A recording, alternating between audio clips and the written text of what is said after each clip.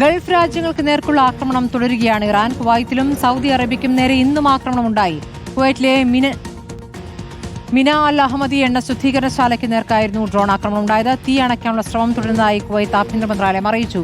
സൗദിയിൽ 7 ഡ്രോൺ ആക്രമണ ശ്രമങ്ങളുണ്ടായെന്നാണ് സൗദി പ്രതിരോധ മന്ത്രാലയം അറിയിച്ചത്. എസ് രഞ്ജിത്ത് വിവരങ്ങളുമായി. രഞ്ജിത്ത്, ഇപ്പോൾ ഇറാന്റെ ആക്രമണങ്ങൾ ഗൾഫ് രാജ്യങ്ങളിൽ തുടരുകയാണ്. ഏതൊക്കെ രാജ്യങ്ങൾക്ക് നേരെയാണ് ആക്രമണം ഉണ്ടായത്? തീർച്ചയായും സ്മൃതി, 35-ാം ദിവസമാണ് ഇന്ന് ഗൾഫ് രാജ്യങ്ങൾക്കെതിരെ ഇറാൻ ആക്രമണം ആരംഭിച്ചിട്ട്. ഇപ്പോഴും വിവിധ ഗൾഫ് രാജ്യങ്ങളെ ലക്ഷ്യമിട്ട് ഇറാൻ ആക്രമണം തുടരുകയാണ്. ഇന്നുണ്ടായ ഏറ്റവും പ്രധാനപ്പെട്ട ആക്രമണം കുവൈറ്റിലാണ്. കുവൈറ്റിലെ എണ്ണ ശുദ്ധീകരണശാലയിലാണ് ഇറാൻ തുടർച്ചയായി ഡ്രോൺ ആക്രമണം നടത്തിയത്. ഈ ഡ്രോൺ ആക്രമണത്തിൽ മിന അൽ അഹമ്മദി എണ്ണ ശുദ്ധീകരണശാലയ്ക്ക് തീപിടിച്ചു. തീയടയ്ക്കാനുള്ള ശ്രമം തുടരുന്നു അറിയിച്ചിരിക്കുന്നത്. ഒപ്പം തന്നെ ഈ ഒരു ആക്രമണത്തിൽ ആർക്കും പരിക്കില്ല എന്നും ആഭ്യന്തര മന്ത്രാലയം ഇപ്പോൾ ഔദ്യോഗികമായി അറിയിച്ചിരിക്കുകയാണ്. ഇതിനു പുറമെ സൗദി അറേബ്യയിലാണ് ഇറാന്റെ മറ്റൊരു ആക്രമണം ഉണ്ടായത്.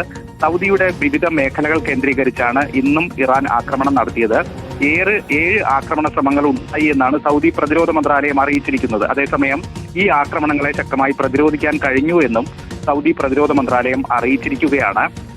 ബഹ്റിനിലും ഇന്ന് രാവിലെ ജനങ്ങൾക്ക് ജാഗ്രതാ നിർദ്ദേശം നൽകി. ബഹ്റിന്റെ വിവിധ ഭാഗങ്ങളിലും ആക്രമണം നടക്കുന്നു എന്ന വിവരങ്ങളാണ് പുറത്തു വരുന്നത്. പക്ഷേ അതിനെയും ശക്തമായി പ്രതിരോധിക്കാൻ ബഹ്റിൻ സേനയ്ക്കും കഴിയുന്നുണ്ട്. ഒപ്പം തന്നെ ദുബായ് ഒറാക്കിൾ ഡേറ്റാ സെന്റർ ആക്രമിച്ചെന്ന വാർത്ത വ്യാജമാണ് എന്ന് അധികൃതർ വ്യക്തമാക്കിയിരിക്കുകയാണ്. IRCC ഉദ്ധരിച്ചുള്ള റിപ്പോർട്ടുകൾ ദുബായ് മീഡിയ ഓഫീസർ പൂർണ്ണമായും ഇപ്പോൾ നിഷേധിച്ചിരിക്കുകയാണ്.